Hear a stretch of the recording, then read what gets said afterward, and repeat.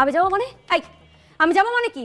আমাকে যদি যাইতেই হয় তাহলে আমাকে বিয়ে করছিস কেন? ছোট পর্দার পরিচিত মুখ সামিরা মাহিকে নিয়ে হঠাৎ করে সরগরম হয়ে উঠেছে সোশ্যাল মিডিয়া। ফেসবুকে বিভিন্ন গ্রুপ পেজে ছড়িয়ে পড়েছে একটি খবর, সামিরা মাহি নাকি অভিনয় ছেড়ে দিয়েছেন। তবে এ খবরের সত্যতা নিয়ে তৈরি হয়েছে ধোঁয়াশা। গত কয়েক মাস ধরে নতুন কোনো নাটক বা ওয়েব কন্টেন্টে দেখা যায়নি সামিরা মাহিকে।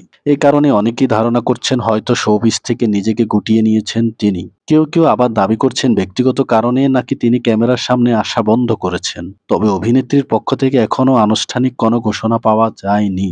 বিনোদন অঙ্গনের কয়েকজন নির্মাতার সঙ্গে কথা বলে জানা গেছে, সামিরা মাহি আপাতত কাজ থেকে বিরত আছেন ঠিকই, কিন্তু অভিনয় একেবারে ছেড়ে দিয়েছেন এমন তথ্য নিশ্চিত নয়।